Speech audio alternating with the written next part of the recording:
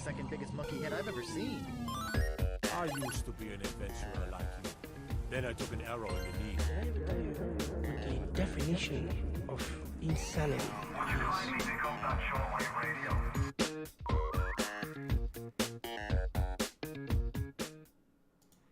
Hello, and welcome again to episode 31 of the Player 3 podcast. I'm one of your hosts, Luke Croft. Joining me, as always, freelance gaming journalist Cody Mellowkline. Yo, how's it going? Pretty well. Also joining us this week, my former best friend, Larry Hunt. No one understands that. That never happened. All right, I'm going to catch everybody up to speed. So we had to restart the episode because I had to change a bunch of settings on OBS and yada, yada, yada. Things got broken. And we couldn't hear Larry and Cody for the first time we did this intro. Luckily, we didn't make it too far down the road before Hero of the Day, Saltiest Chuck, jumped in the chat to say they couldn't hear Cody or Larry.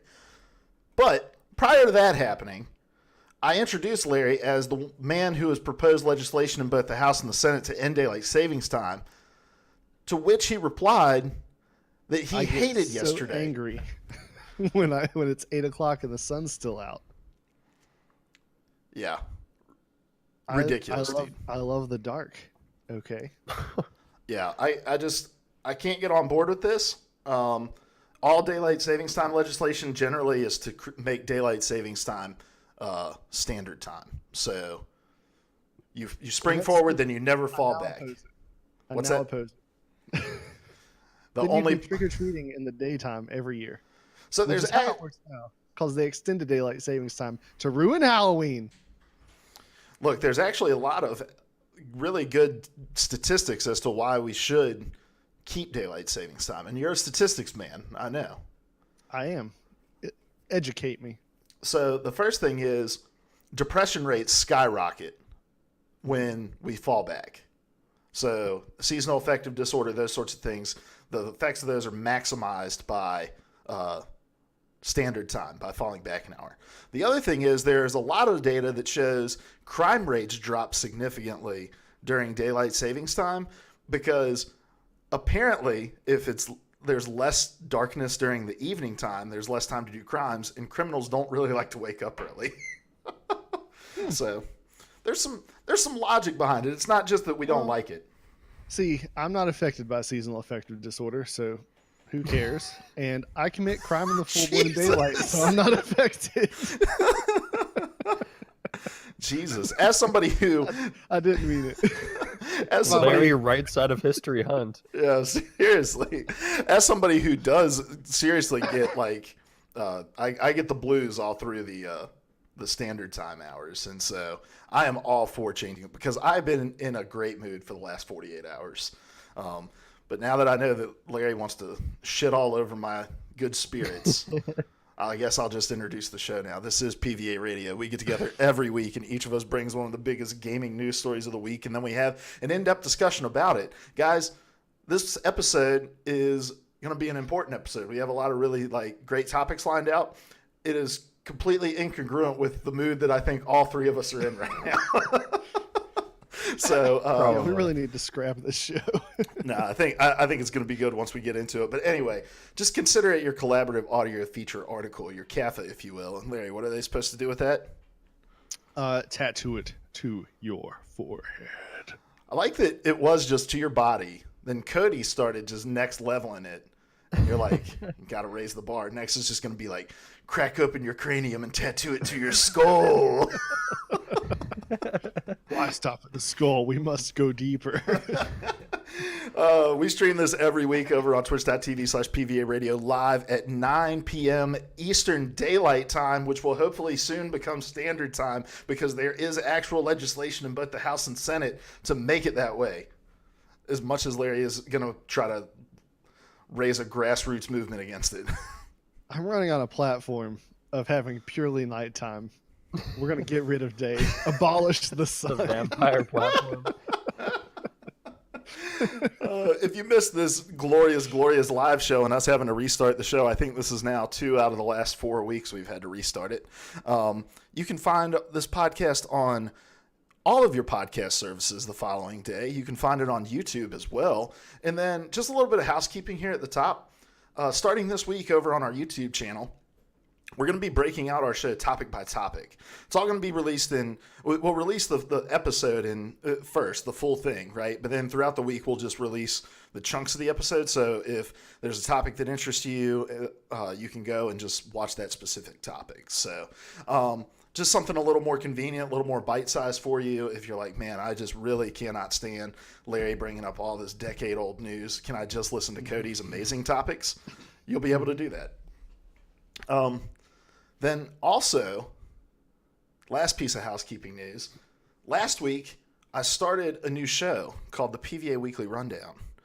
So, long story short, we were talking last week about just some changes we wanted to make to the show, and we were talking about the old school Player 3 podcast days, and I was getting nostalgic for the olden times and how much I love just walking through all of the gaming news for the week. And I also miss just sitting down and really chilling with the chat. So, on Saturdays at 9 a.m.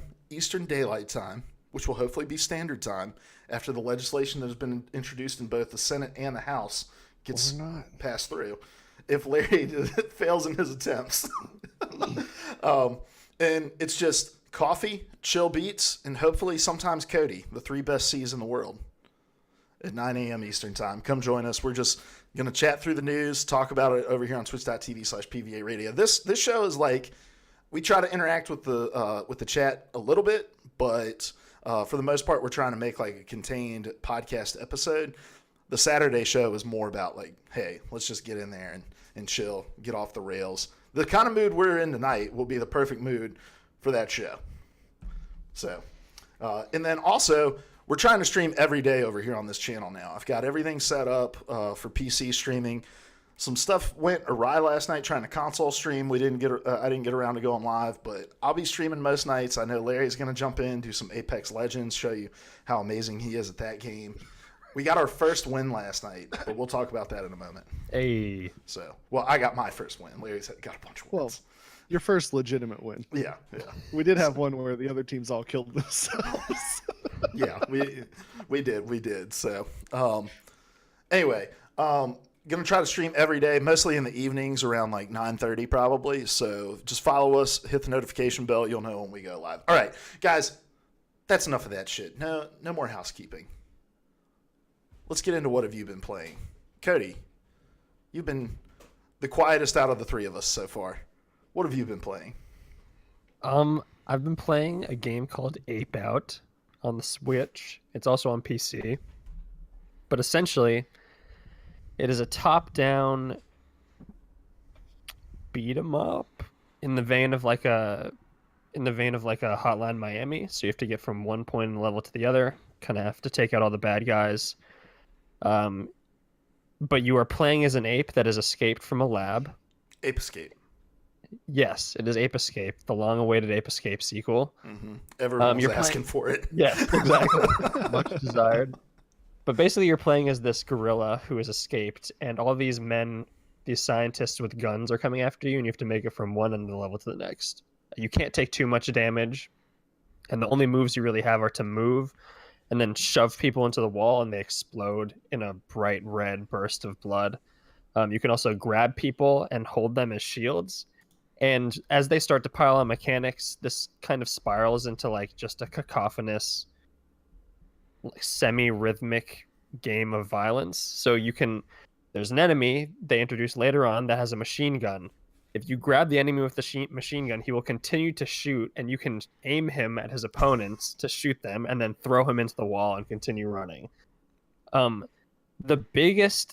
My favorite part of the game, and I love the action of the game, it's really cathartic and really fast and really hectic, is that the soundtrack for the game is like freeform jazz drums. And every time you kill someone, there's a cymbal shatter, and it's sort of timed to the action.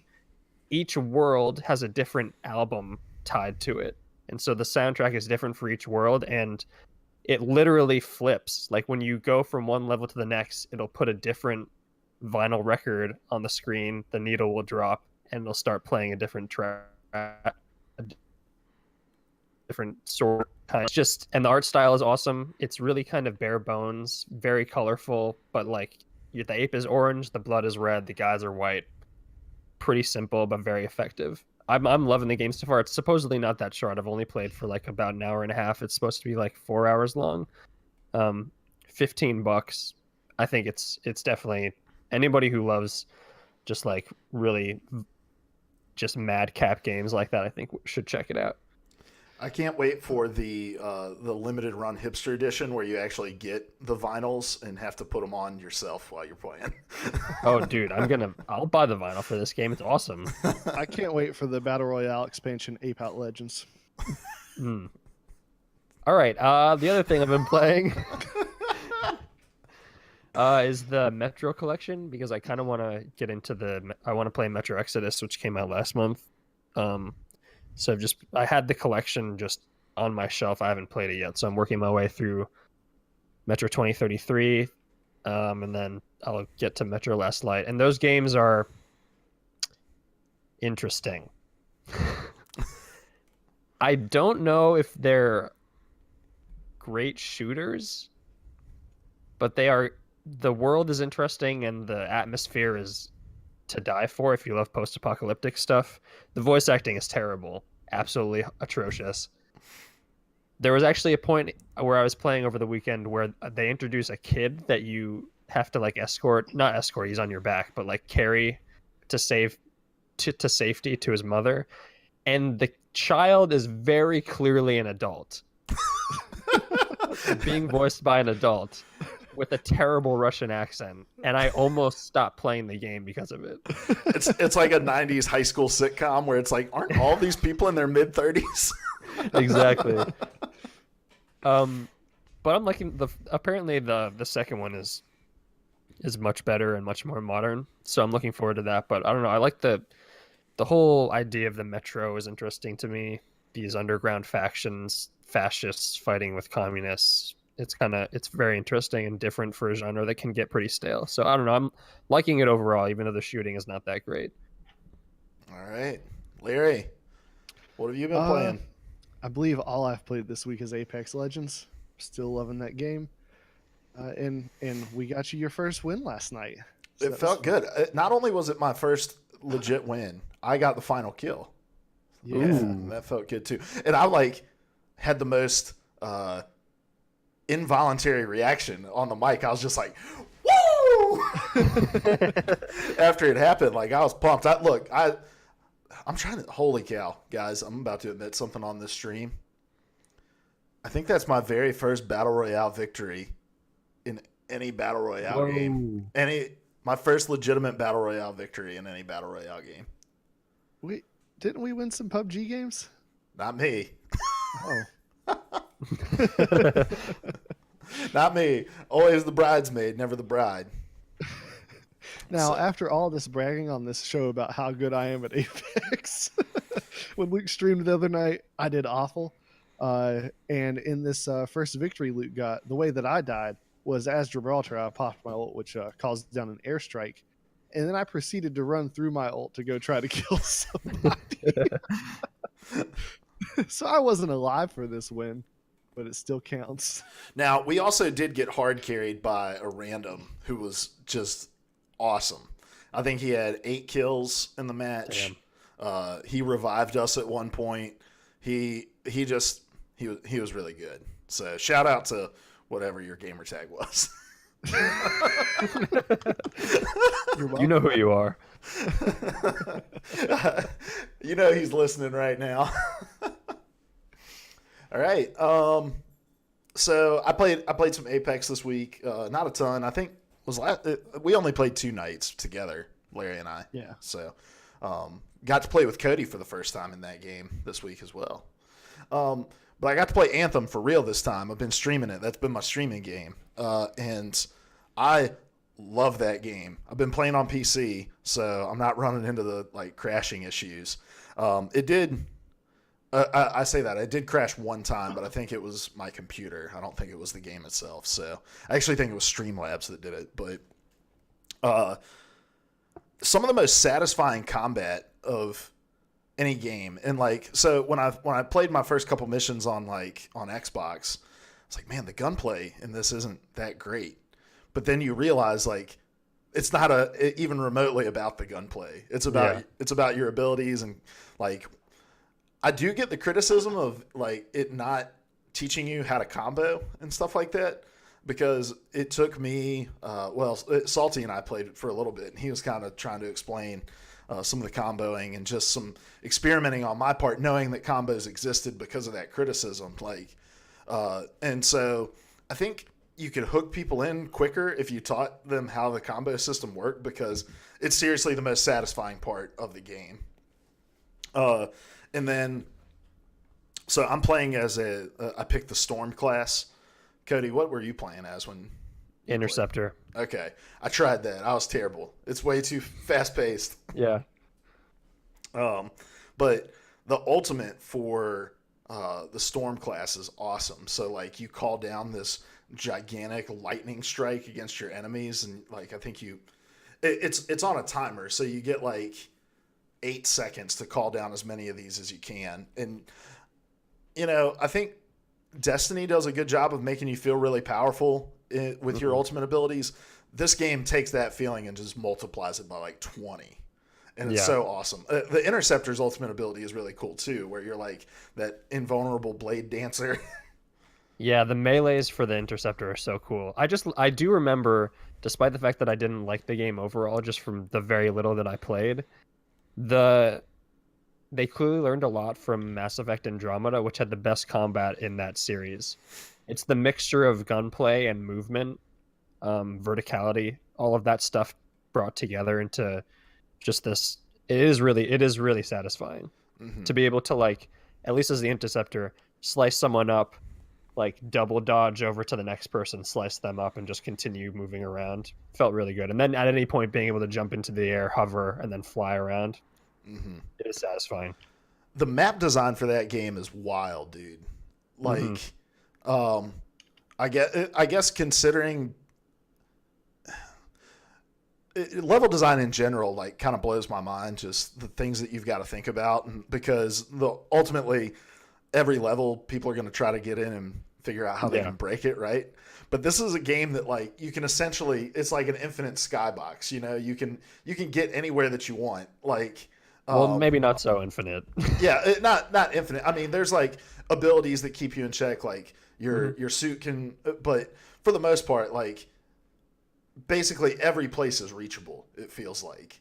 And I think within that, like there's some interesting things that they have to do with the level design, but like flying on PC with mouse and keyboard is impossible. Like I spent so long tweaking all of my settings, because there was a mission where I had to like fly into this little hole high up on the side of this mountainside, and it took me a solid like 5 minutes to get into this hole, and I'm streaming it at the same time, and I'm like, oh my gosh, I look like an idiot that's never played a video game before. Another criticism that is like massively deserved for that game is with the load times. Oh my gosh, dude, there's so much just waiting around to do the next thing in that game. And I don't mind as much like when you're going from the shared world, like to, I mean, when you're going from like the social space to your mission, there being some load time. Like there's a massive amount of load time in Destiny too, but like it's covered up by the animation of your ship and stuff like that. Whereas this is just like a title card with hints going across it. The thing that's egregious to me is the mid-level loading. Like when you're about to go into a different area of the map for your mission, and there's going to be like a cutscene, and it goes into a load screen, it just completely takes you out of it. And it's like there's so many other games that have done these seamless worlds really, really well. Like why couldn't they figure it out? Let's see. Salty's Chuck said load times are abysmal, even on an M4 SSD, which is a very fast SSD. Yeah, they're terrible. So. But I'm having fun with it, and it's been a while since I've had a game like that I've really gotten into. So I'm excited about getting deeper into it. Although I'm picking up The Division on Xbox this week, and that's probably just. I was about to say, everything. You can't really maintain two of those games at one time. Yeah. So, all right, guys. Well, let's jump into it. I think it is my topic first, correct? No, it is Larry's topic first. My apologies. So, Larry, what do you got for us? Larry. All right, so this is a really terrible story, and it's kind of a long story. But the gist of it is that the Sims 4 community has and gals people that are called game changers, and these are people that have they've done a lot in the community. They play the game quite a bit. They're like leaders in the Sims community. And as a result, they've been given specific perks. They get access to games ahead of time. They play a big role in the actual community of players. And within this past week, one of the game changers, it was revealed that he had been basically sexually harassing underage boys. And that's terrible on its own right. But what made it worse is that these allegations had been presented to one of the Sims developers, who had passed them on to one of the Sims community managers. And I'm sorry, I did not have my article up and ready to go. Pulling it up now. And they kind of dropped the ball on dealing with these allegations.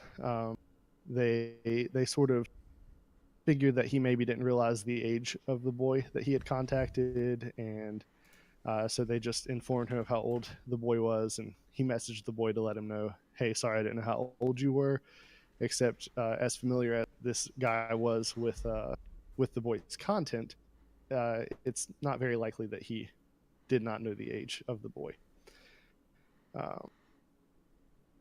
So the guy in question, I was looking for his Sims community tag. Sorry. I guess that's not a big deal, but the last part of it is, it's Dylan Sims. That's what it was, SIMZ. So this is the guy who was soliciting underage boys.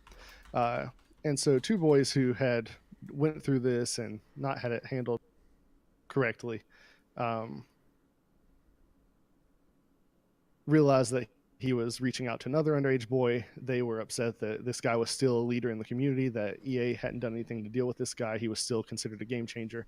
And so they reached out to a popular YouTuber in the Sims community, Pastel Sims, who released a really a very angry YouTube video with screenshots of the interactions. Sorry, am I having technical difficulties? I don't know if it's it sounds more like a connection issue. I don't know if anybody else is catching it, but I'm hearing it, but he's kind of lagging a little bit. Yeah, okay. So it's all right. Just I think it'll probably sort itself out. I don't think it's anything you can help. Okay. And Kotaku released a really detailed article on it. I appreciate you forwarding that to me, Cody, or Luke, whoever did it, because it had a lot more information than the one I was going off of. And I don't really want to get in depth on the stories. It's pretty disgusting. And it's definitely worth reading, though. Yeah. It is good reporting. I just don't really have the stomach to reiterate it to you. But once this video came out, Sims deleted all of his accounts. And the Sims community finally removed his game changer privileges, and they admitted that they didn't handle this in the best way that they possibly could. So since that video's come out, it's been revealed that there were other boys that he has attempted to contact as well. One minor that he maintained a relationship with. So all around awful story. And what I guess kind of the conversation I want to have with this is my job. I work with teenagers. I work with families, and unfortunately, I've had to deal with a lot of these situations myself. People reporting things and making sure that the proper authorities get involved. And as I've worked with families over the years, the one thing that I really believe is that the vast majority of parents completely neglect any kind of online safety.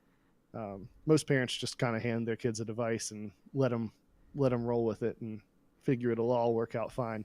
And in multiple stories here, the kids shared something like, well, my parents didn't allow me to have a YouTube channel, so I didn't tell them about what happened because I was afraid I'd lose my YouTube channel, or something along those lines. So all around terrible situation. I want to talk about it from two angles. One, where I want to start is, what is the role of parents and children in online safety? What kind of rules should we see in place? How can parents make sure that their kids know how to handle these situations and know if their kids are being put in these kinds of situations? Like what's the best way to approach that? You guys think? And let me, before we get into that, actually, I'm sorry, like I'm diving straight in. If you guys want to comment on the story first. Well, I was first curious. Out of the three of us, you're the only one who is a parent, Larry. How do you? I know your kids are still pretty young, but how, when they do kind of become of an age where they are going to be interacting with the internet on a daily basis, how do you plan on kind of dealing with this? So I'm not going to be the most favorite parent. I'm already braced for, I'm going to hear a lot of, well, so-and-so's mom lets them do this. And I don't care what anyone else's parents do. You're going to do it my way. It's going to be really gradual for me. We're pretty careful about what we let them watch, and we'll let them watch a show on like Hulu or something. But we'll be in and out of the room while they're doing that. That's the extent of we give them free reign. And my kids don't know how to switch the Xbox off of Hulu yet, so right now I've got that going for me. I don't hand them my phone anymore, and there's a real awkward story with that. And thankfully my wife can attest to the truthfulness of this story. But I used to just hand my daughter the phone, and she one day managed to accidentally close Hulu, and in her attempts to open it back up, she got onto Instagram and went to a family friend of ours daughter Instagram page and was about to forward pictures of her from her spring break to a male acquaintance of mine in my phone contacts. And I'm like, what is happening? How did you get here? How was that even possible? And I stopped, like, you can share you can click share on Instagram. No, but how did she get from, the journey of this is mind blowing. Yeah. And that's the thing. If she had managed to hit send before I stopped it, like, there's no explaining this, right? There's no, oh, my kid took my phone. So after that incident, she just doesn't get the phone anymore. And, I get it. Like, as a parent, when you just need a break, you just need a nap, you just need the kids to stop screaming for 5 minutes. Like, the easiest thing to do is hand them a screen. But if you're not really careful, it's also one of the most reckless things you can do. Mm-hmm. So that I've been rambling. I'm sorry, I haven't even gotten to answer your question yet. Do you want to butt in there, though, Luke? Well, no, I did want to tell a cool story that I think is kind of exemplifies Larry's approach as a parent, just from the outside. So I think this was actually Larry's birthday a few years ago. We went out to Buffalo Wild Wings, and the lady came, took our drink orders, and he had only had his daughter at that point, and she was 2 years old, probably 3 years old. And Buffalo Wild Wings has like those interactive game pads, right? That's like you can play games on it and stuff. And the waitress didn't even ask; she just handed it to Larry's daughter, and Larry like immediately took it and handed it back to the waitress and was like, "Yeah, we try to teach our daughter that she doesn't like constantly need to be entertained." And so I don't know, like, to me that's a story that always stands out in my mind with Larry, because I think it just is the perfect example of his approach. Like, you're just super conscious about how technology impacts the lives of people. And it's not that I think it's inherently bad or inherently dangerous. It's just you've got to have intentionality, and you got to think about what you're doing. And I think a lot of parents don't do that, because there are all kinds of other negatives to screen time. And I won't get into all that, but in the safety in particular, like, my kid won't have social media till she's at least 13, and only then if she demonstrates like good decision-making skills. And then it's going to be like a slowly easing into it, training wheels sort of thing. And until she's older, I'm going to have I'm paying your phone bill. If you've got a phone, I can grab it and look at it anytime. I've got your social media account password, and if I feel like you're getting into something, I'm going to go look at it. now as she gets older and demonstrates greater responsibility, I plan to ease up on that, let go, give her more freedom. But it's going to be like you earn my trust before you get to have the freedom.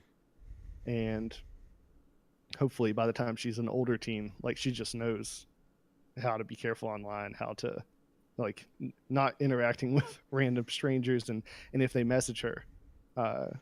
Unfortunately, we've dealt with a situation already where we had to not sexually, thank God, but we had to deal with a situation where a care worker was abusive, and so we've already had to have the conversations with her of look, none of this is your fault, like there's no shame in it, and anytime anybody does anything that scares you or hurts you, like you can tell mommy and daddy and you're not going to be in trouble. And I think establishing that kind of trust with your kid is so important, because a lot of kids go through this stuff and they don't go to their parents because they're afraid they're going to freak out on them over whether it's they were somewhere where they weren't supposed to be, or whether they really do think what happened was their fault. But I think it all comes down to trust and slowly easing them in, rather than just, all right, here's access to everything in the world, make good choices. Yeah. I would, it, as someone who doesn't have kids, it's difficult for me to kind of sit here and like arbitrate about what the role of parents is in terms of their children and online technology. But I will say I tend to agree with, for the most part, with your approach, Larry. I think parents, the internet is a massive truck that you just dump stuff in. It's a series of tubes, really. but it is like it's overwhelming, and there's a lot of stuff on there that's not safe even for people my age or anyone's age.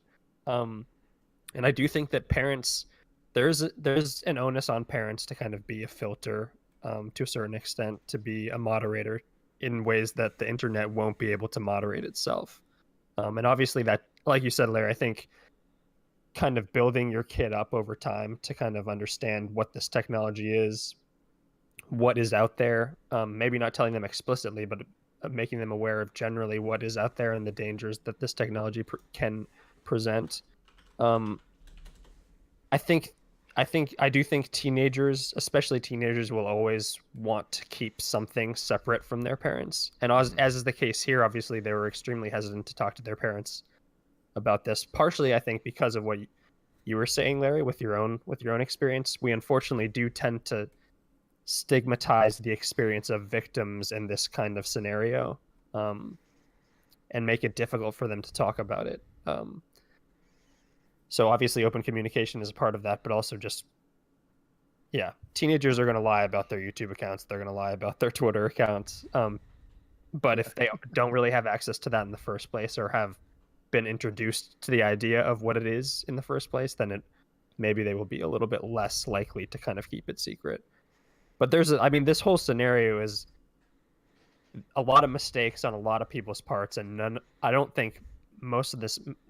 the mistakes were on the part of the people who were targeted. They were just playing a game and were part of an online community that is, for the most part, extremely supportive. But something went extremely wrong in terms of the vetting process for this person who was put into a position of power within the community.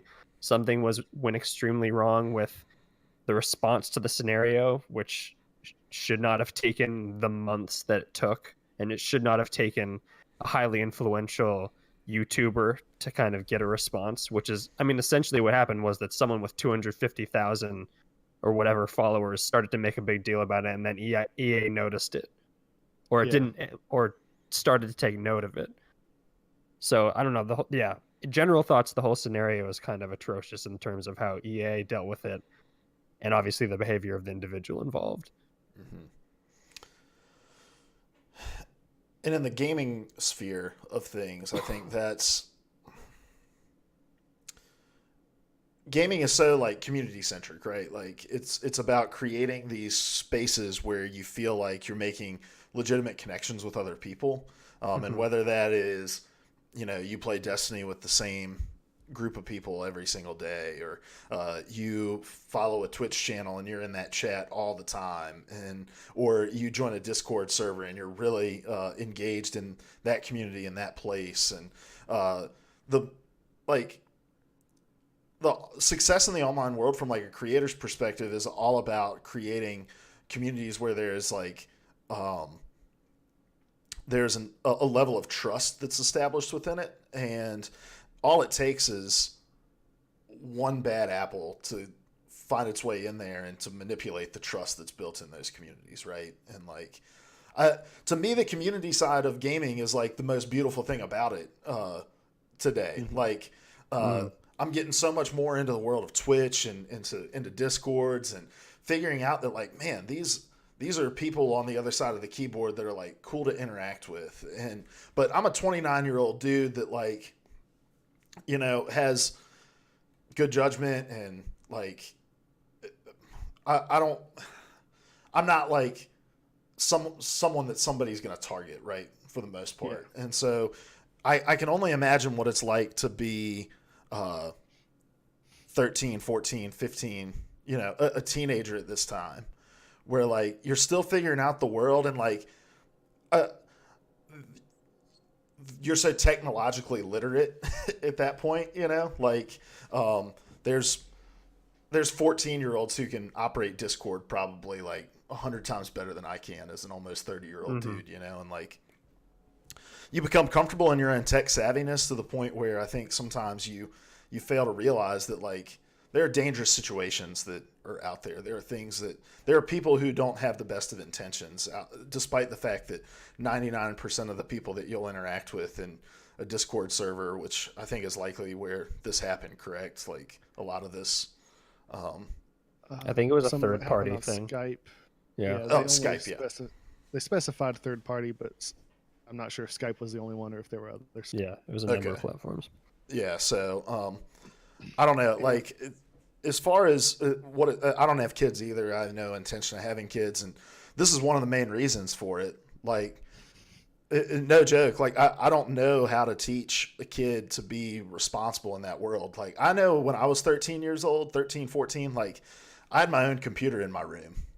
Mm-hmm. Like, whose great idea that was is beyond me, you know. And like, luckily the internet hadn't evolved as much. Like, I mean, obviously I did reckless things on that computer when I was growing up, but like, I think the most dangerous place I got into was like Yahoo Pool, you know, like, you know, and it wasn't these things that like you tied your actual persona to, which is the difference today. Like, you know, back in the day it was, you know, you never reveal who you actually are in these communities, blah, blah, blah. But like now, like you tie your Discord to your Twitch, to your Twitter account, to your Instagram, like, and all it takes is like 3 button clicks and I know who you are and like everything about you, because we just broadcast everything, right? Like we've kind of lifted the veil, and I honestly just don't know what that interaction looks like, because I think in order to be a responsible parent, you have to teach your kids to be technologically literate, because they're not going to be able to succeed in the world without it. But it's like, what doses do you give it in order for them to be able to make the right choices? And then I don't trust anyone enough to do anything. And so how am I going to trust my kid with like, the world is your oyster, here's an iPhone, you know? Yeah. And there's a point to which you can do all the teaching in the world, but at the end of the day, your kid's going to make their decision, and every parent has to make peace with that. We do our best to prepare them and hand things off in the best way, but like with the online stuff, with everything, I think of it like teaching a kid to drive. No one hands their kid a car and is like, all right, hop in, buddy, have a good time. Like, there's a process, but eventually there comes the day when they take the keys and hop in and zoom off by themselves, and some of them are still going to do dumb stuff. You can't prevent all of it. You just do the best you can on the parent side. And you can't account for the monsters that are out there. Yeah, it's difficult too. You can only hope that you can teach your children how to kind of respond to it in the most appropriate way possible. Yeah. And this guy in particular, reading the detailed interactions, he was skilled at grooming. Just slowly working his way into these kids' lives and making them more comfortable with pushing the boundaries further and further. and he knew how to wield his power as an influencer within that community, which he shouldn't have been in the first place. Yeah. And so I don't know yet what the appropriate age is where you start having those kinds of conversation. Hey, honey, there are monsters in the world.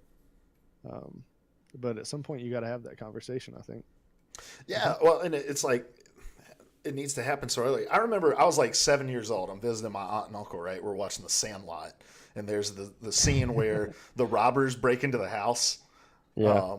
And I just remember like being like, wait, are there people that actually do that? Like I remember asking my aunt that. I was like, are there people that actually break into houses? And she was like, well, yeah. And I was like, that's terrifying. And she was like having to explain to me like, hey, it doesn't happen often. And it's not something you need to lose sleep over or whatever. But like that conversation at that time, I think it was an important thing because I was going to get confronted with that reality eventually. But now that reality is going to be in a kid's hands or, you know, behind their closed door. And it's like, it doesn't take somebody breaking a window to cause a lot of devastation.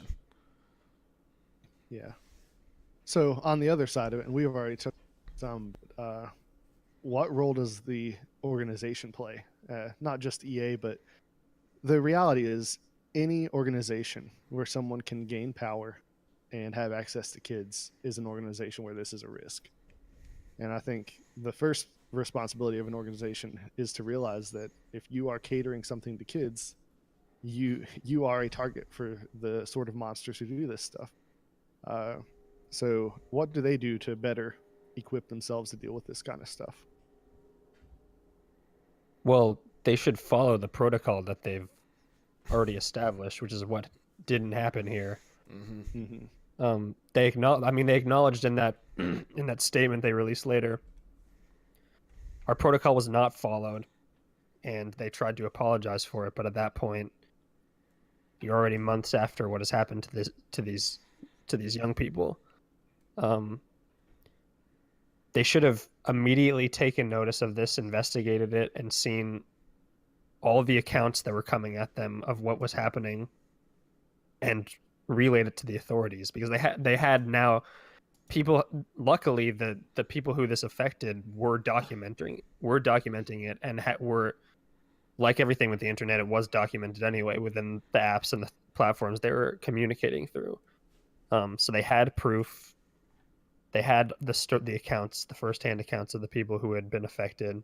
They should have taken it to the authorities and should have removed him as an influencer or whatever the term is, so that he didn't have access to the platforms and the power he had in the first place.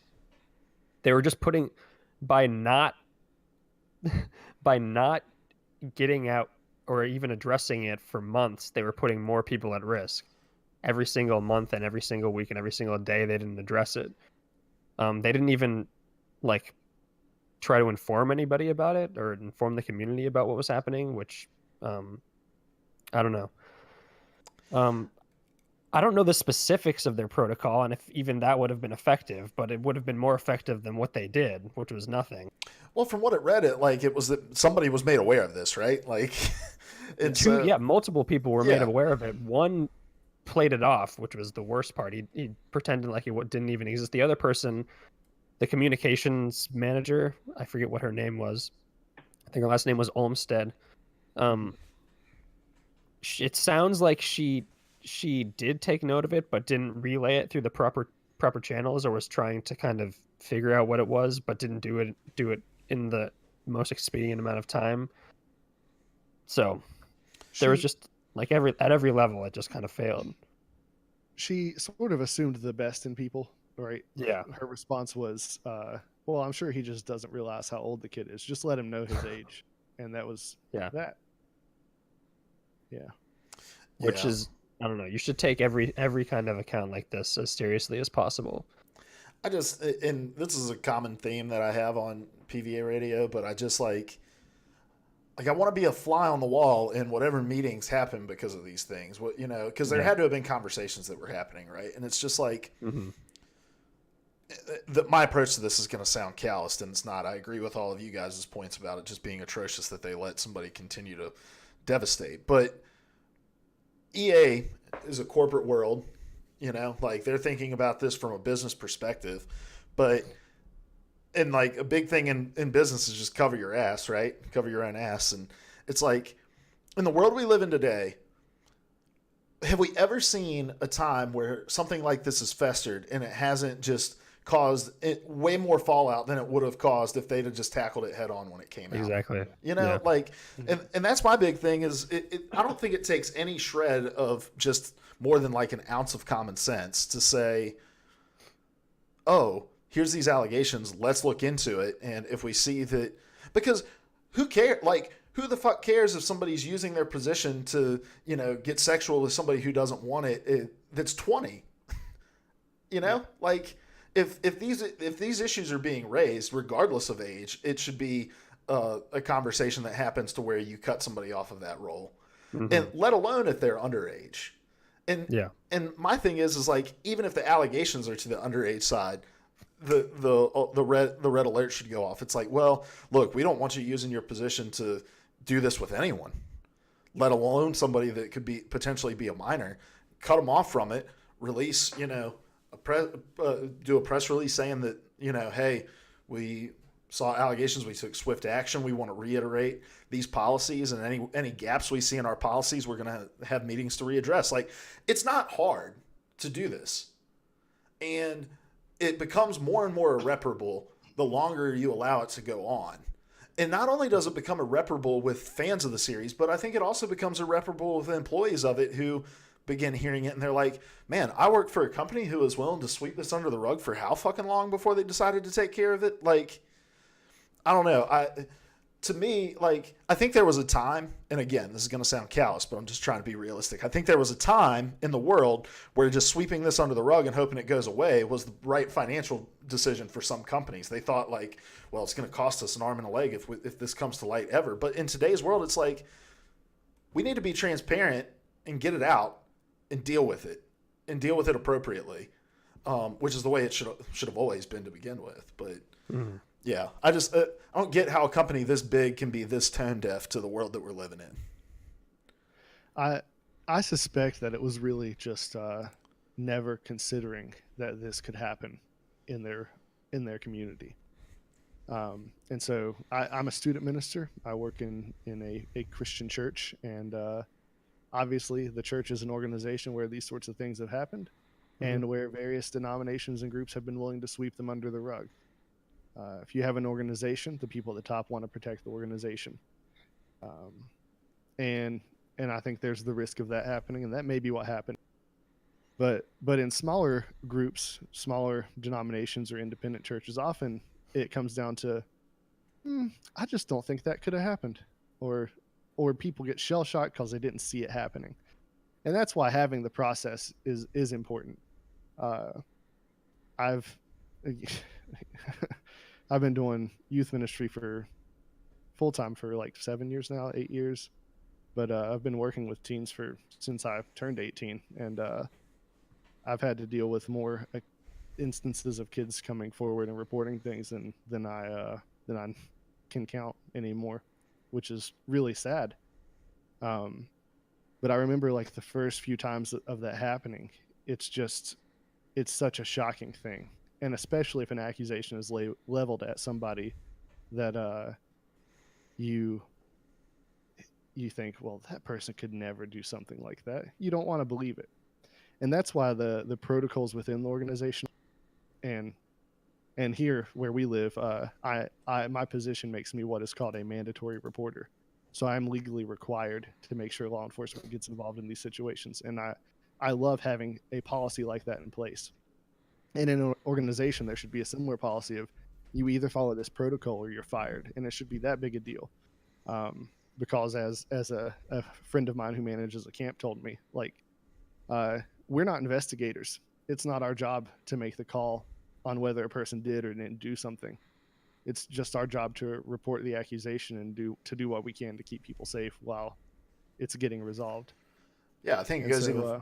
Go ahead. Yeah, go ahead. I think it goes even farther than that. I think it should be like, hey, if you're marketing a product that's creating a community that's going to have minors involved, then somebody at your organization becomes a mandatory reporter. Like, it shouldn't be on EA to conduct some sort of internal investigation.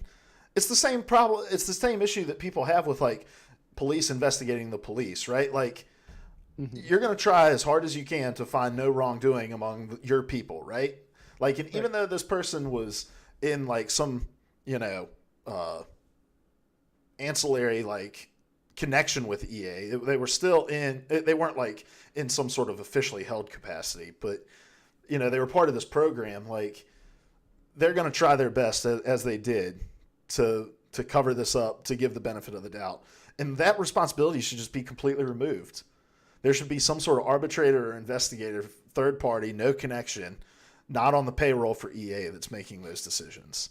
And so if you're marketing a product and building a community that has minors involved in it, I think that there should be people within your organization that are mandatory reporters. Yeah. So There's got to be protocols. They've got to be clear, and there have to be consequences if you don't follow them. That's what I'm saying, as far as the organization goes. And if you are in a position where you work with minors, or you offer a service to minors, or you're attracting a community of minors, you are a target for the type of people who do this stuff. And if you don't have those sorts of protocols in place, if you don't have systems in place to report, and to the best of your ability, systems in place to prevent those sorts of people from rising in your organization in the first place, this sort of thing is inevitable. It's going to happen. Yep. You can't stop it from happening anyway, but you can do the best you can to not make it easy. Yeah. All right.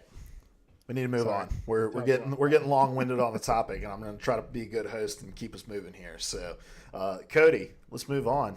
Well, before we do that, let me just shout out Samket_YT. Thank you for the follow. They mentioned they went into their Discord, promoted the stream as well. We definitely appreciate that. Oh, nice. So yeah, and if you're watching and you want to interact, the best way to interact in chat is to talk about the topic that we're talking about, and we'll try to include you in on it. So, all right, Cody, what you got for us this week? Yeah. I think a number of pieces came out that kind of address this topic. So it's not one incident in particular, but we've talked about over the past few months a lot of stories that have to do with massive layoffs at a number of high-profile developers like Blizzard. And that's obviously, those stories are obviously emblematic of a larger trend and a larger problem in the industry, period, which is the very tenuous and unstable position that developers are in the industry, not just now, but pretty much for the entirety of its history. Turnover is incredible with the industry, and burnout is even higher. Burnout is another problem, which we probably won't be addressing here, but I'm mostly concerned about the immense amount of turnover and massive layoffs that happen. A great piece went up on Polygon, which was written by a developer. I want to get her name right here. Her name was Katie Chironis. I'm sorry, I probably mispronounced that, but the headline was "Making games for a living means being in constant fear of losing your job," and it's a great personal account of the toll that development can take on yourself, on your relationships, and kind of the fear that you have of constantly losing your job in this industry for one reason or another. My main question is, and we're going to tackle this from a number of different areas, but what kind of shifts does the industry fundamentally need to make to avoid the kind of turnover that we're seeing? Because it's obviously not sustainable. And Amy Hennig, who was a higher up at Naughty Dog at one point, she gave an interview with Games Industry Biz where she kind of prognosticates on the direction she sees the industry going. But where do you guys think, what kind of changes does the industry need to make to kind of fix this problem? It can be small fixes, large fixes. I think it'll have to be larger fixes. But what kind of changes do you think need to happen? So I soapboxed onto this a couple of weeks ago, so I won't go too long on this point. But there's a big moral problem of greed, and when you have a handful of people at the top that are making just absurd amounts of money, and in order to make an absurd increase to their already absurd profit, it makes sense to lay off a ton of people after one of their most successful years on record. Yeah. Not to call anyone specific out, Like that's a moral problem, and there's got to be a shift there in how those people think. And if they won't think with a conscience, then they need to be punished by the consumer. Like, I think there's a shift that needs to be made where if a company routinely demonstrates that it's not going to take care of its employees, then I don't want to support that company personally. Yeah, I think there's a certain. I do think there's a certain like nature of the business where it's always going to be this way, right? Like I think that there are certain parts of a project where you need certain skill sets, and then that's done with, and you don't have need for that anymore, right? So, and I think so like, if you're designing a single player game, you may hire people to be like a concept artist right at the beginning, but you don't need a concept artist when you're moving into like. So I think all I'm saying is that I think there's naturally going to continue to be turnover in those things where there's just a seasonality of we're at this part of the process, and so we need this sort of skill set. But the problem's way bigger than that, right? Where there's teams that are shipping successful games and getting laid off. There are people who have been at companies for years and years, and they're getting laid off. And we've talked at length already on this show about the need for real unionization and organization around creating real systemic change in the industry. That there is a shift in the balance of power from corporations to the people that are putting their blood, sweat, and tears into these games. And I think like with the EA story that came out several weeks ago, one of the most egregious parts of it was one of the executives at the company said that they were looking forward to continuing to build on the success of their established franchises. And to me, it was just that hit in the gut, because it's like, well, you just laid off 800 people that are the reason that you have these franchises to build on. And so there needs to be some equity, a balance of power back towards the people that are creating it. And I think that starts with unionization and organization and real, measured demonstrations and walkouts and striking until things can happen. Like, look, at the end of the day, me and you and Larry deciding not to buy X game isn't going to make that much of a difference. And I guess if we all collectively decide, we'll get there. But there's not enough people in tune with those stories on the consumer side to really make a difference. It's going to take the people that are making these games organizing and hitting them where it hurts in the wallet. Saying, hey, EA, we know you fucking want Anthem to come out, in this last quarter of the fiscal year. But how are you going to do that when none of us are going to work because we see what's going on here? It's going to take those kinds of movements, and that's when real things change. Like, you think back to, I guess at this point it was probably close to a decade ago, like the big writer strike within television, and real change happened. To give a current example, you can look at the strikes that have been ongoing across the nation and the success that those have had. Yeah. Didn't the Voice Actors Guild in the video game world just recently strike, and it was successful as well? Like, somewhat, yeah. So it's I mean, I'll bang the drum for unionization across industries all day. I don't think it is certainly not a panacea, but it'll help. It will help assuage a lot of the fears that game devs have, and will help them negotiate for the basic right of some of the basic rights that they deserve. It'll certainly ensure that they aren't laid off. They won't be informed of them being laid off the day of them being laid off, which is some of the worst stories we've heard, are people being notified the day they enter work that they're being laid off from the job they've had for 3 years, 4 years. It'll give them leverage in a situation they should have had leverage in all along. These are the people who create things that we love, and we don't know their names, but we sure as hell should know their names. And they deserve to have a voice. I do think we've talked about that kind of at length, but what I'm super interested in is this idea that Amy Hennig was talking about, and I don't know if you guys had the chance to read about it. the idea of kind of the industry being based around, or a semi based around, the idea of external contractors, much kind of like how the TV and film industry is based around kind of certain services being outsourced, VFX companies kind of coming in to do night work, kind of stuff like that. This is also a lot of companies do companies there certain art or concept design, like you were saying, Luke, to avoid the kind of bloat that will occur and force them to kind of lay off a lot of people. I'm sort of split on her idea. I do think it presents a lot of interesting ways for kind of reformatting and alleviating some of these concerns, but it also obviously has the implication of fewer people working permanently at certain companies.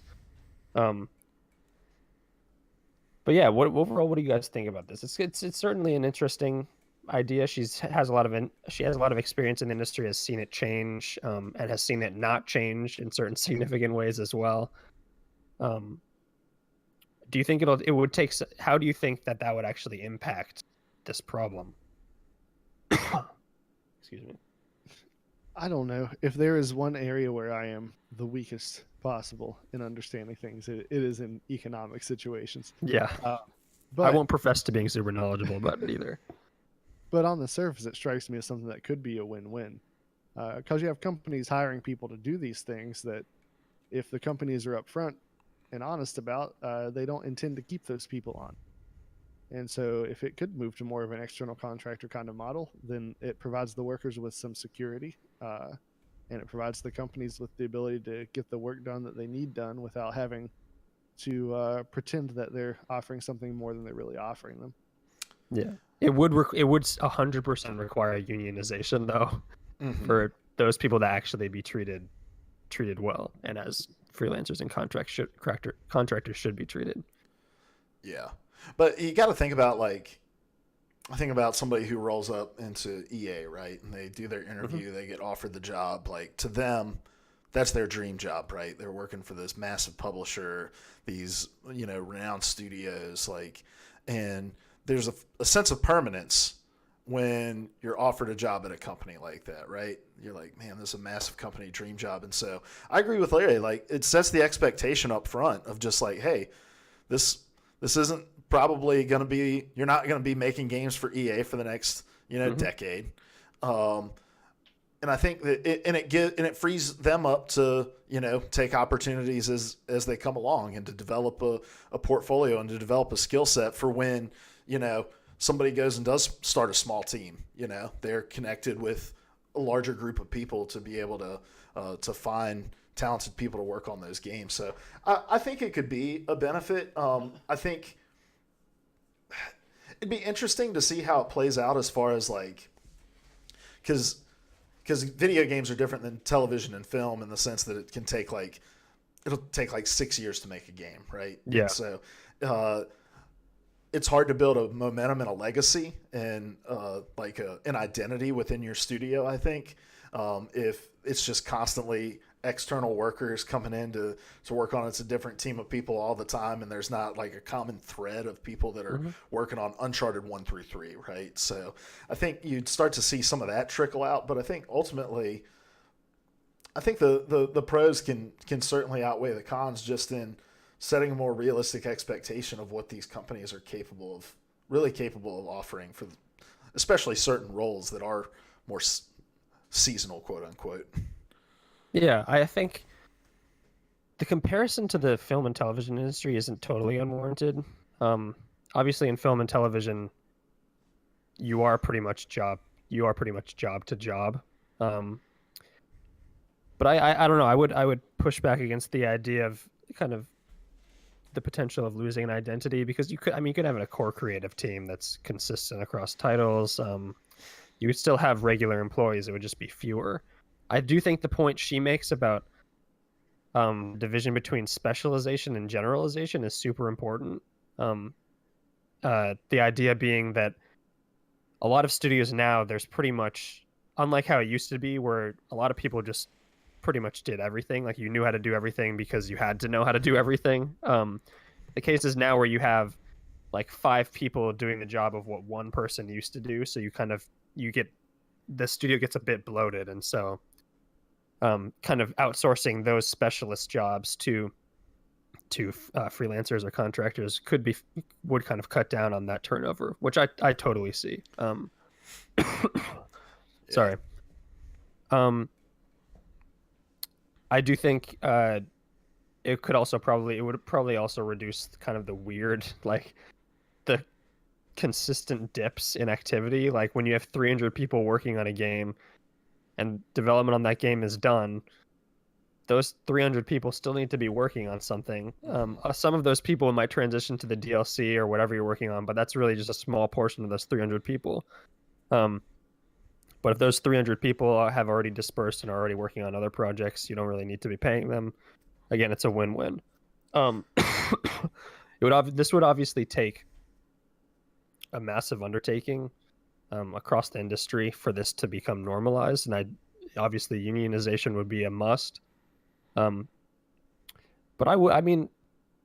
I usually tend to agree with what Amy Hennig says, so take this with a grain of salt. But I do think there are a lot of benefits to this kind of model. The fear, of course, is still that it's an unstable industry. But I think you guys were right in saying you go in with that expectation, so you're not really planning around having the job for 3 years and then suddenly you're fired after just a year of working there. Well, that was the thread across a lot of like the employees that got laid off from EA. Like a common theme was, man, this was my dream job, you know.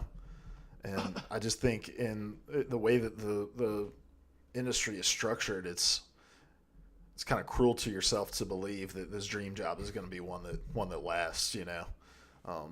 So I agree. I also think this is a problem that's going to reach critical mass. I read an interesting article last night, and I just now thought of it, about how coding is going to be the new literacy in schools. Like, you know, all right, great. All of these kids can read, but can they code? that kind of thing, you know. And look, I read an interesting comment on that article that said, look, we've been teaching math and science for years and years, but it's not like we have too many mathematicians and scientists, you know. But I think a lot of kids learn coding. Like, I've got a 9-year-old nephew who learns coding, and all he can think about is like making games, you know. And I think he's not in a minority of kids at that age thinking that way.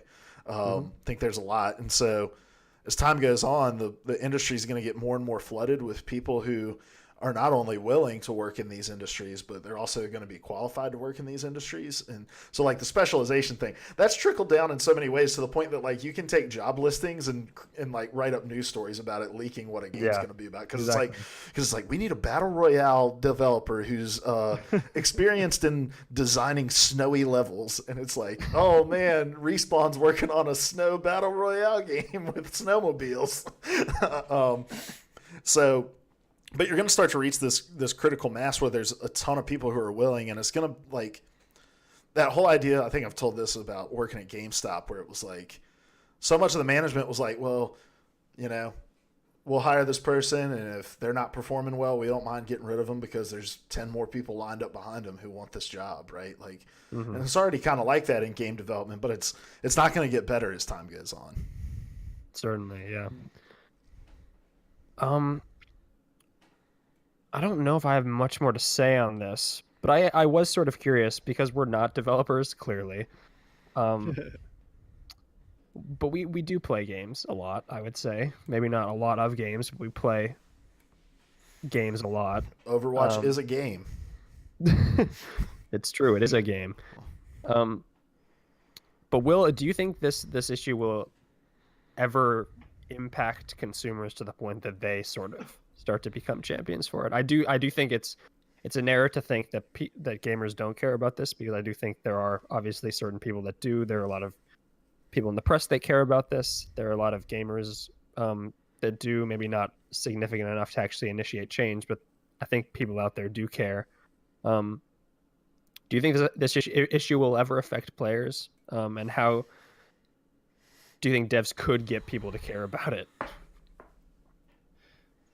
One way I could see it affecting players would be a lack of consistency in established franchises. So thinking about EA and celebrating their franchises and continuing to invest in those after laying off all these people that built those franchises, like I could see the loss of the identity within those franchises happening and that affecting the average gamer. But I don't know if the average gamer would connect that to the loss of the individuals that previously made up the developer. And like I could see them just getting angry at the developer for not staying true to the original vision or something like that. So like I think a big part of it is that gamers should maybe spend a little more time just being a little more aware of these things. I think you're right that like gamers are aware, some of them, and they do care, but I think it could be better. Yeah, certainly.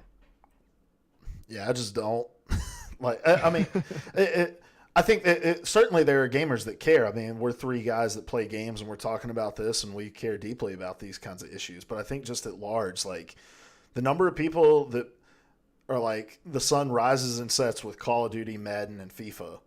Yeah. Like, you know, I worked at GameStop long enough to know that like the majority of gamers have no fucking clue what's going on in this universe. They're just like, I just want my NBA 2K, my player mode, and as long as I'm getting that, that's fine. And so the only way I can see it ever impacting the gamers at large is if there was some sort of labor dispute that impacted the release of one of those big franchises. And that's when they would start caring about it. But I think outside of that, this is just like, we're three guys who care about this issue and throw up our hands at it saying, we don't know. Like, we don't know what we can do, right? So I can't ever see it trickling down into the gaming community at large to the point where like they're going to take the time to really try to wrap their hands around it to understand it, because we're three dudes who want to understand it and struggle to understand it. Yeah, I think even for the people who do care, very few of them are even willing to try to take the steps to actually initiate change. Like with most things, it's going to be from the industry out, I think. It's going to be, like you said, developers going on strike, developers out there evangelizing this and actually getting companies to kowtow to them. We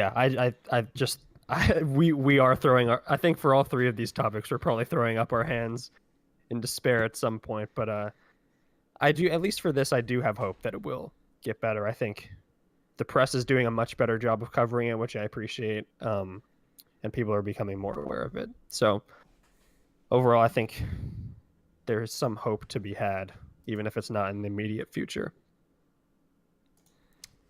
All right. Let's move on to my topic. I forgot to change the card over to Cody's topic. I'm the worst. Also, going to double check that we're still online here. Don't know if one of you has the stream pulled up. All right, it looks like we're good. My iPad's just being dumb. All right. Let's move on to my topic. We're getting long in the tooth here, but I think this is these are all three topics worth having an in-depth discussion about. So, my story is about Valve.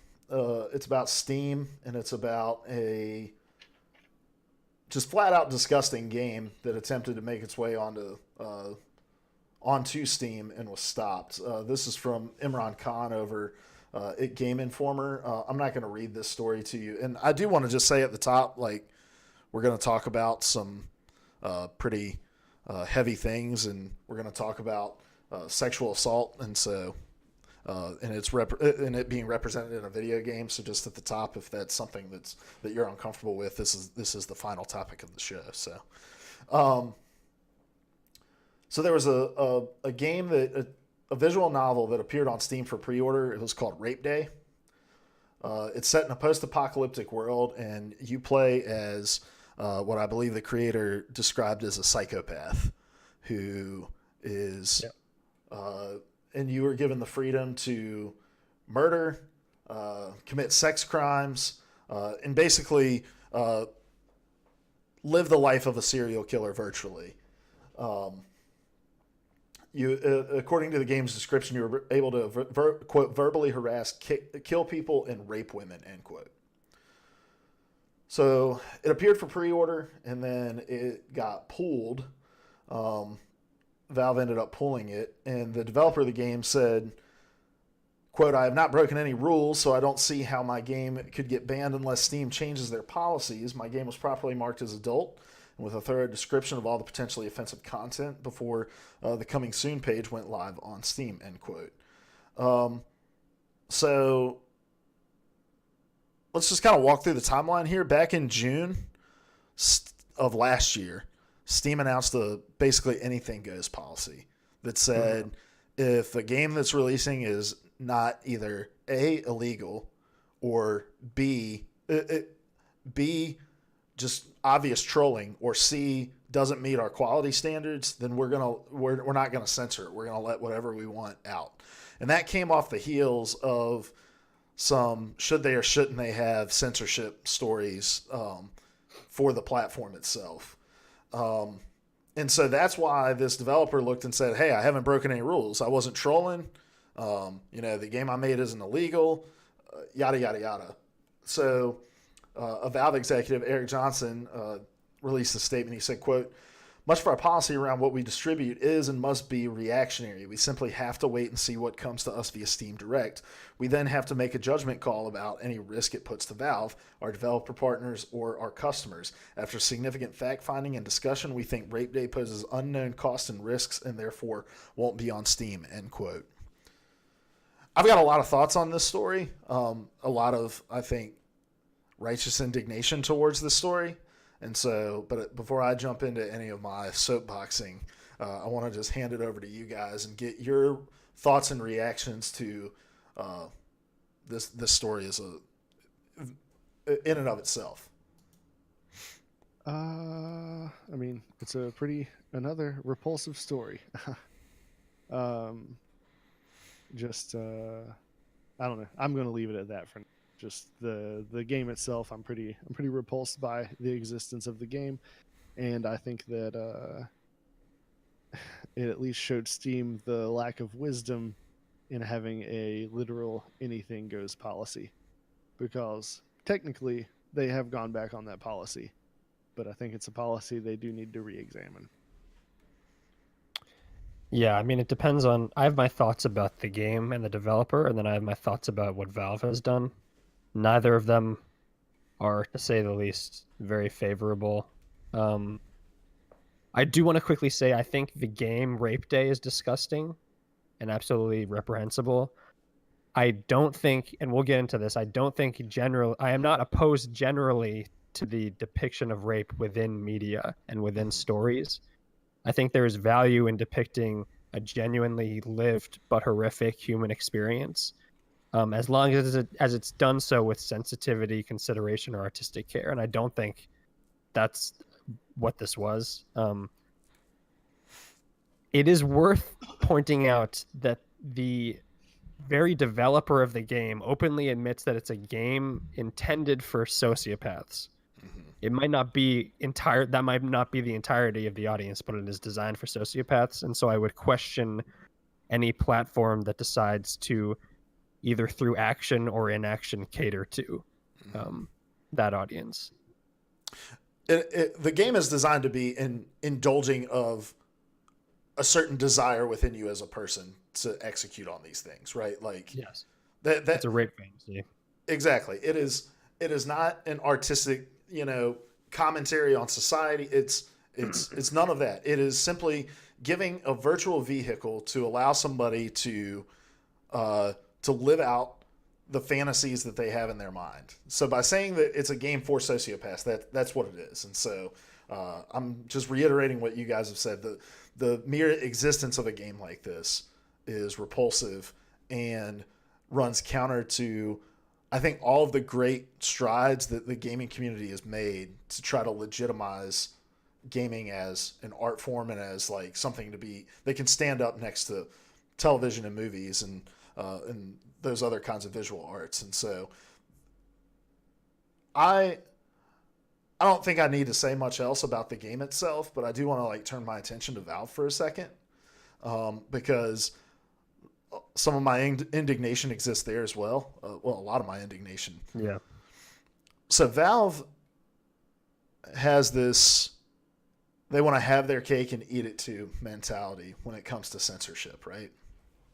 Where they want to on the one hand, they want to be this platform where it's like, hey, we're not going to censor your games, anything goes, yada yada yada. But then they want their like media moments where they take this like moral high ground on a certain thing, and they say that, well, we know we said anything goes, but this is a bridge too far, right?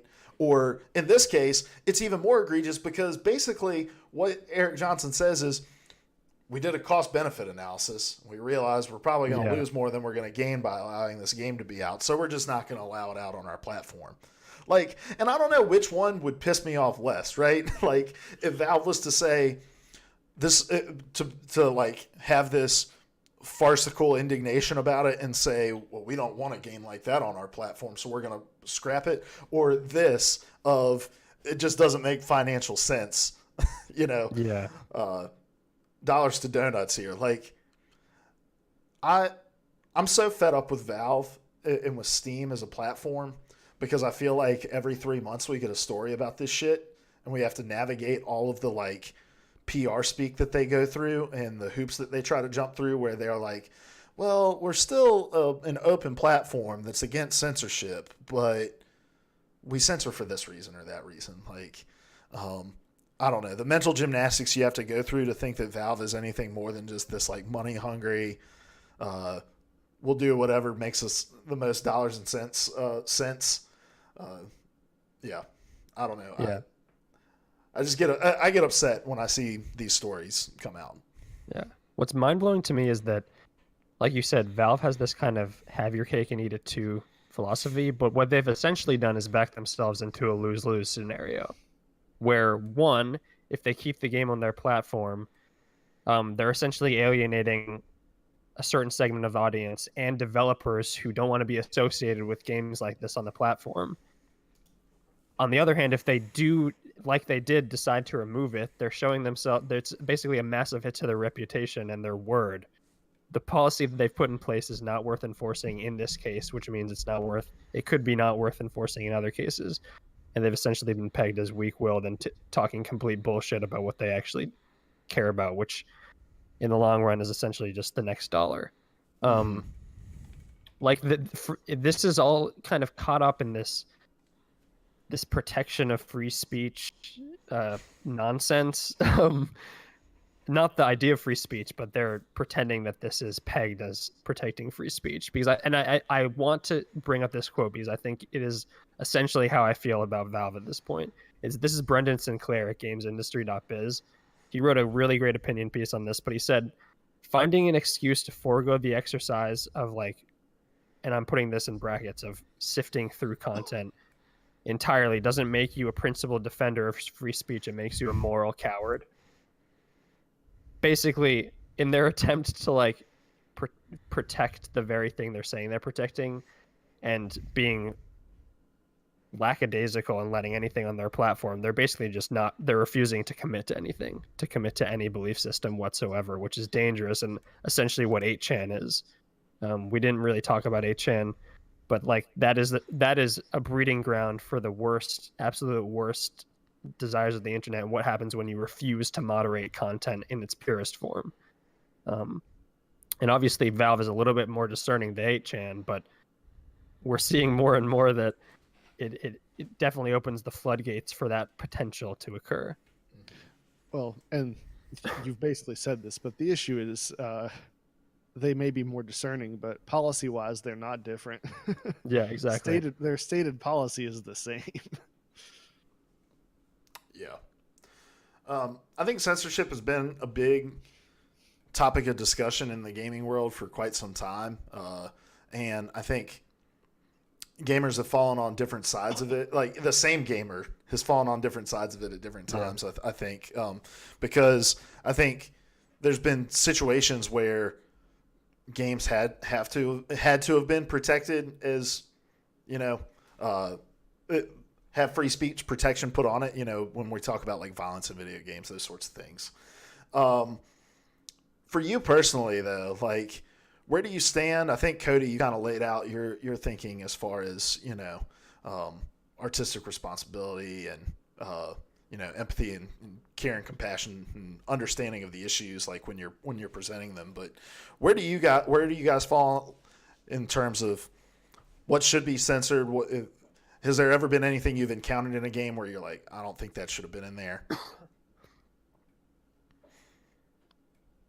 You can go ahead, Larry. I kind of got lost in the question, and it was because I was making sure that I knew the meaning of a word. Said I'm going to be honest with you. But What was the word? Are you asking where I draw the line on what I will consume, or where I draw the line on what I think should be censored? I think it's more, where do you draw the line on what should exist? On what should exist? Yeah, what should exist, and what platform should allow to be released on them? So I'm a pretty libertarian individual. I think that you should have the freedom to make and say and do whatever you want, and understand that the rest of society has all the freedom in the world to judge it very harshly. One of my favorite theologians, G.K. Chesterton, said, "The free man owns himself. He can damage himself with either eating or gambling. If he does, he is certainly a damn fool, and he might possibly be a damned soul. But if he may not, he's not a free man any more than a dog." Quote. And I think that's a true statement. Like, I think this guy should have all the freedom in the world to make this game if he wants.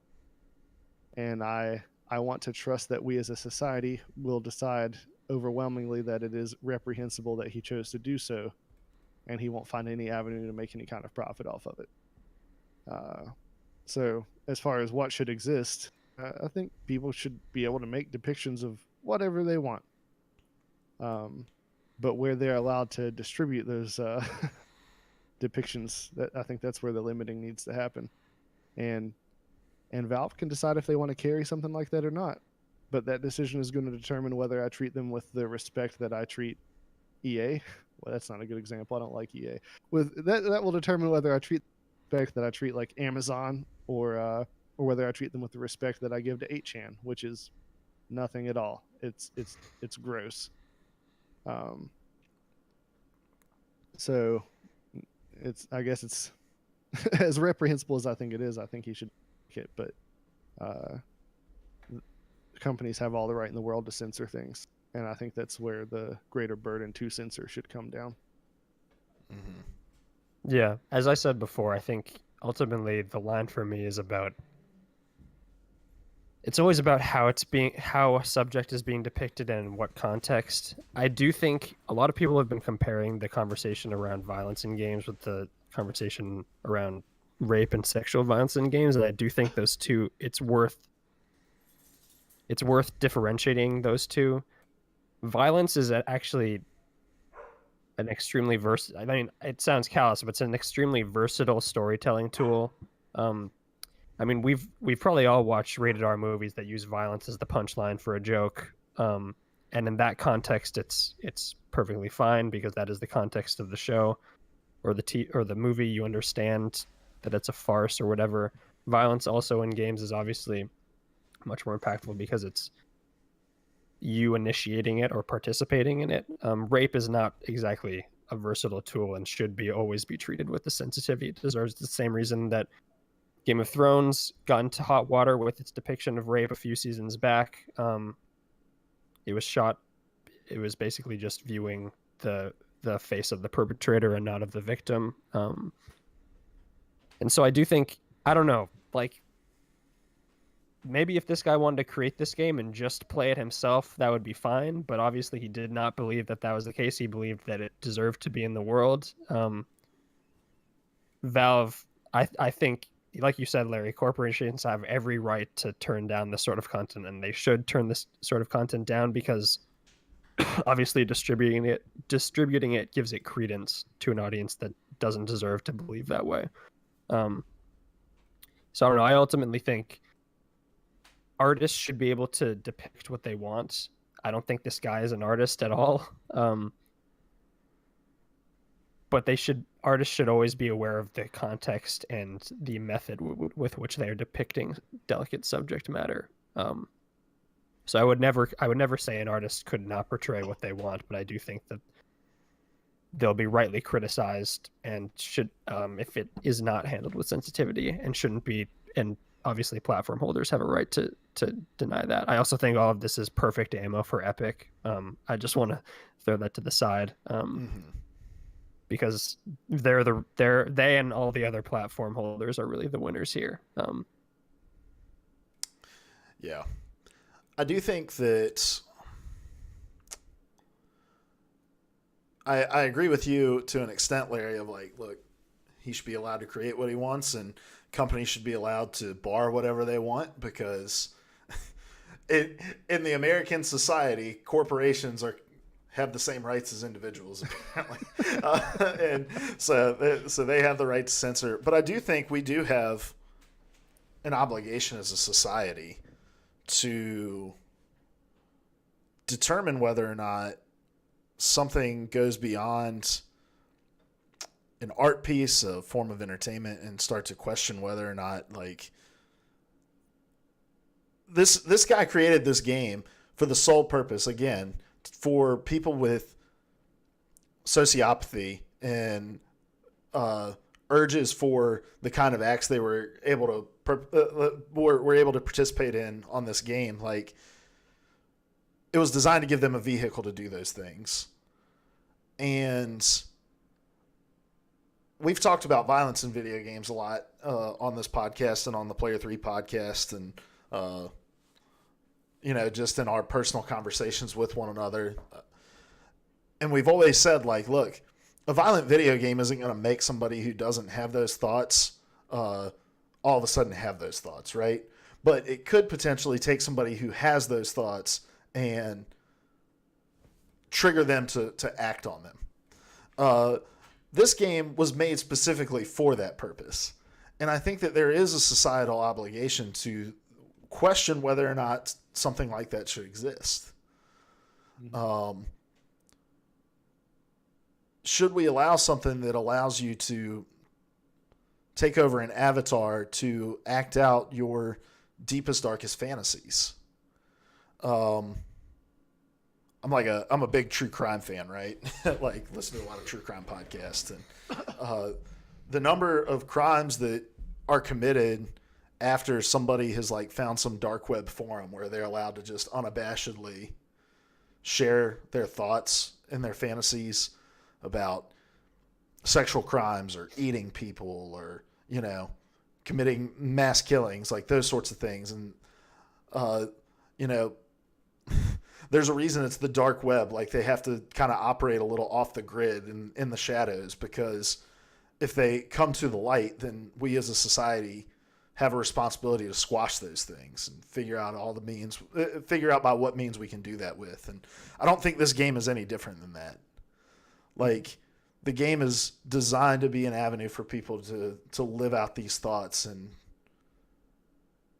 if it comes to light, we have the responsibility to squash it. And so I think the end doesn't justify the means, right? For Valve, like, they don't get a pass because they did the right thing for the wrong reasons. But at the end of the day, I think any sensible platform holder would look at this and say, this has no right to be distributed here. Mm-hmm. So, but look, we're gonna read a story in 3 weeks that this game's getting passed around on the dark web, right? Like, this. Yeah, he's still gonna. This make game isn't gonna go away. Yeah. But I think we would all agree it should. Oh yeah, 100%. Yeah. For me, like, I know I'm going to say something real controversial, so feel free to send your hate mail to @OWHoagie on Twitter. And that dude will be like, what the fuck is going on? Because that's not my Twitter handle. For me, I draw the line on what, like, I would personally like to see censored a lot further back. And, like, I don't play GTA because for me, GTA is in the same boat as this game in a lot of ways. Granted, not nearly as egregious. Yeah. But you can still do some pretty atrocious things there. And so for me personally, like, that's right about where I draw the line. Like, the bad guys are the heroes and doing bad things is the aim of the game. Like, for me, like, it's in the same boat. And so I think the problem you get into when you start deciding that we as a society should draw a line on what should be made is eventually you get me in the driver's seat or someone else in the driver's seat, and the line creeps further and further. And that's what I'm wary of. But I am with you on a personal level of I would rather the game not. Yeah. Yeah. I think this is the kind of work that Valve doesn't want to do. Trying to differentiate between depictions of violence and depictions of rape. But I do think I agree with Brendan Sinclair in that in their attempt not to deal with it, they're essentially just they are still morally bankrupt. They literally, in the most literal way of interpreting that phrase, they're trying to be amoral in a situation where that's really not possible. Personally, my line would not be drawn at GTA because I do think there's artistic value in depicting nihilism and a very American form of nihilism. But I do think that the game that I'm still torn on, and it's just a specific moment in the game, and I think this one started a lot of conversation. Was it Modern Warfare 2 where you shoot up the airport? No Russian. Yeah, no Russian. I think that's obviously that gained a lot of media attention. I'm still torn on whether or not I'm still kind of wrestling with that moment myself, but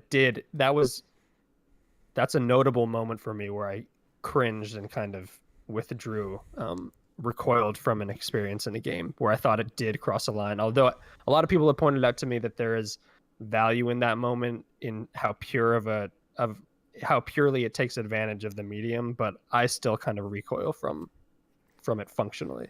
The thing that not redeemed, that's not the right word. But because I had the same issue when I did that mission, right?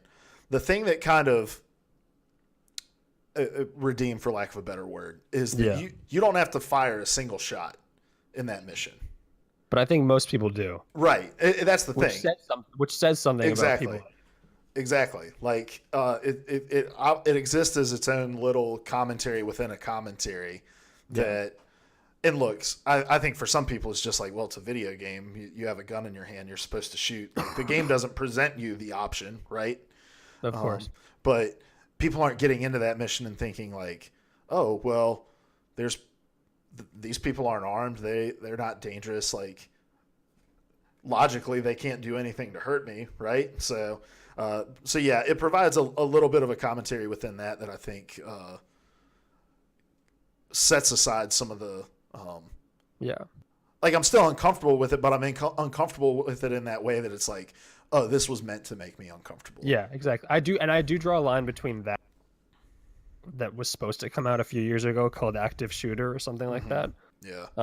Like, even there I can draw a line. But again, this is the work that Valve doesn't want to do. Yeah. But I think it's work that's worth doing. You have to be able to kind of, even if it is Valve arbitrating its vision for what is appropriate or not, you should have a group of people having these conversations in the first place. Let me posit this question, then we'll move on because we're almost like 2 hours into the show. And Larry can read this comment from Salty that's being dropped in here and boil it down for us. But would you be better is not the right word, but would you be able to stomach it a little better if Steam was like, hey, look, our policy is if we see something and it's ultimately going to cost us more than it's going to make us, then we're going to nix it. Like, would you be better? Like, I think in a way I would be better if that was just their stated policy so that we can just be done with these fucking stories. You cut out on my end. I didn't hear what you thought the policy should be. Can you repeat that for me? Their policies should just be, hey, we're going to review these games and we're going to do a cost-benefit analysis. And if we realize that your game is going to cost more than it's going to benefit us, we're just not going to allow it on our platform. Like, because that is that's functionally what the rule is, right? At this point, we've seen enough examples of it. I'd be comfortable with that because the reality is that's functionally what the rule is at most companies. Yeah, exactly. Exactly. So I'd be totally cool with them just explicitly stating what we all know is actually the truth at the end of the day. Yep.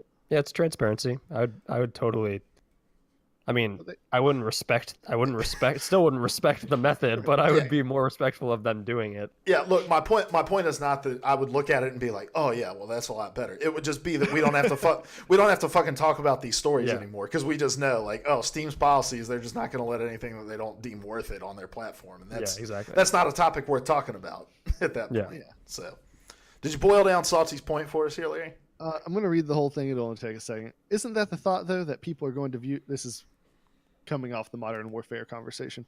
Isn't that the point, though, that people are going to view it as I don't know what I'm getting into and don't feel comfortable? As for some people do, what game are they playing? If it was a simulation game, would they still shoot?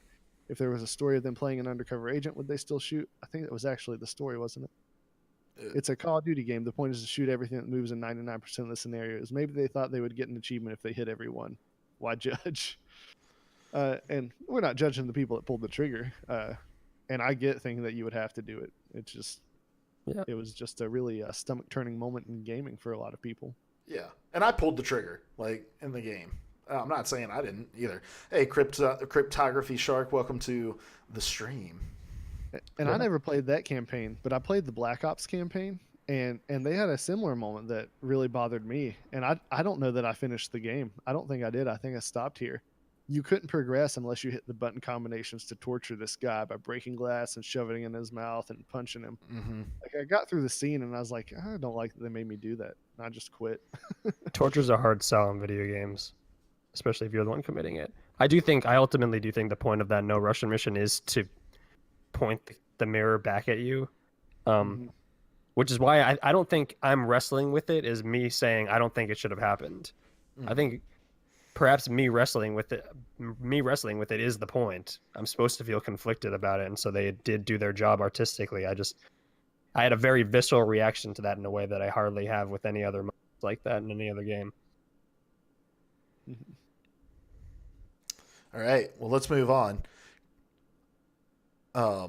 Cryptography Shark says his family has a national anthem and would love to hear our reactions. Sorry, that is not the show for this. So, this is not the show for that. We're going to move on to everybody's favorite game that we end our show with.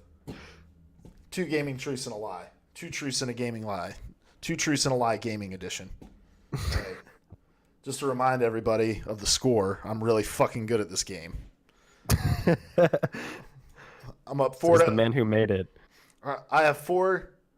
It's a fair rule set, though. Me making the game has nothing to do with being good at it. Rigged.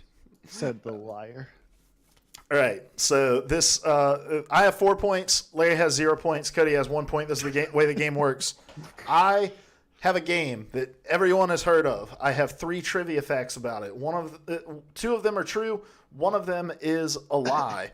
Our esteemed guests here are tasked with identifying which one is the lie. Much like a truffle pig in a field, they've got to root it out. You don't know what a truffle pig is, Larry? I read about one in a book once. Oh, okay. All right. Our game this week. We're all just shocked that Larry can read after his revelation that he doesn't believe daylight savings time should be. Abolish the sun. Our game this week is Dead Island. Oh, man. All right, just go ahead and give me a point. I'm just kidding. I don't know anything about the trivia. I think this game released in 2011. I forgot to pull a year.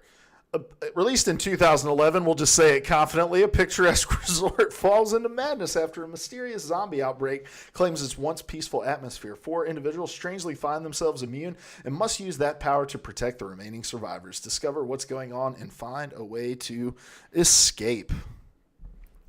All right. Dead Island. You guys have both heard of this game, right? Yeah. I believe so. All right, here are your 3 facts. Which one is the lie? The game's critically acclaimed trailer was the first and only game trailer to win an Emile Award, an annual event that celebrates excellence in the European animation film industry. Second fact, the game's working title was The Island of the Living Dead. Number 3. A comic book version of the series was released by Marvel Comics and begins with Roger Howard, an investigative journalist, as he looks into the illegal exploitation of Benoist Island's resources.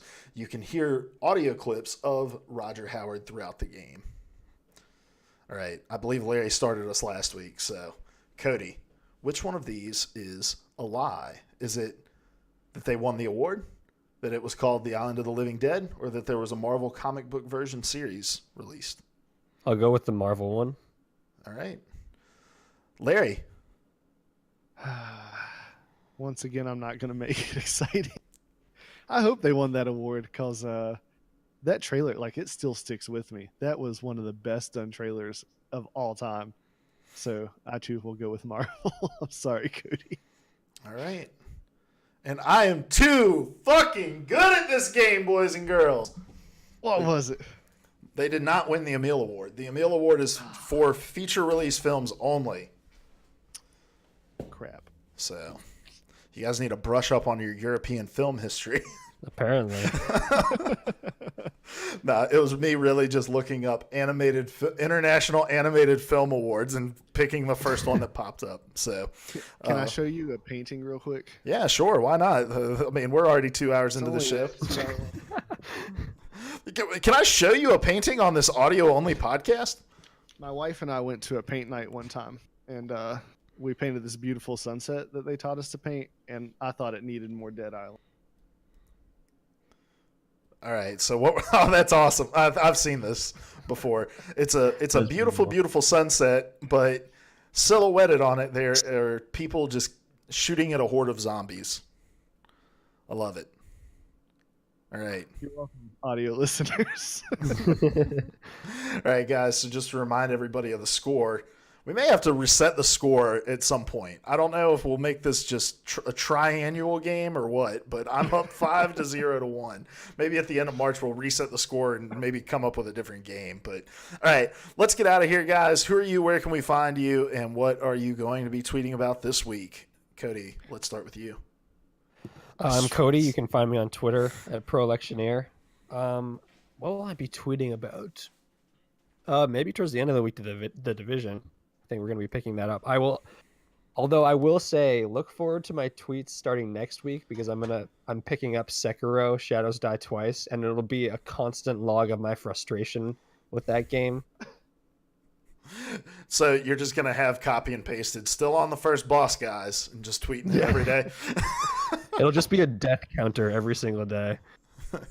I'm excited to see your thoughts on that. The game looks awesome. It does look awesome. Yeah, I'm super excited about it. All right, Larry. You can find me on Twitter at LairHuntsZombies, and technically next week I can start using social media again, but I gave up social media for Lent, so it'll only be on Sundays. Oh, dang it. I was going to say, come back to Twitter. Hang out with us in Discord, dude. Like, we need you. I will, on the Sabbath. On the Sabbath. I'm Luke Croft. You can find me on Twitter at Hoagie_OW. This week you'll see me tweeting about all the times I'm going to go live while I'm streaming. I will also be tweeting about Anthem in the Division probably. So Nice. This is PvA Radio. We get together every week, and each of us brings one of the biggest gaming news stories. And it's not normally this heavy, guys. Or this long. This is a crazy exception. So you can find us over on twitch.tv/PvA Radio at 9 p.m. Eastern Daylight Time. And then if you missed that, you can find us on podcast services and YouTube. This week we're going to be breaking out our topics as well. A lot of new... What's that? Oh, well, no, we're not. Larry did not keep up with the time. I got 2 of the timestamps. I'll get them all next week. All right. So It's a new responsibility. I'm forgetful. So join us Saturday for the PvA Weekly Rundown. That's at 9 a.m. Eastern Daylight Time over on twitch.tv/PvA Radio. Way chiller. We interact with the chat. We go through all the stories. We'll watch the Shakira. Is it Shakira Shadows Die Twice? Is that what? Shakira? I'm not gonna fucking correct you. Shakira, I thought it was Shakira. My hips don't lie. No, it's not Shakiro. It's Sekiro. Sekiro. Shadows Die. Sekiro, however you pronounce it. You're gonna pick now to not correct me. We'll watch the launch trailer for that. It's just a real chill time. Maybe Cody will join us. So, all right. Until next week, though, guys. We love you. Goodbye. Why, that's the second biggest monkey head I've ever seen. I used to be an adventurer like you. Then I took an arrow in the knee. The definition of insanity is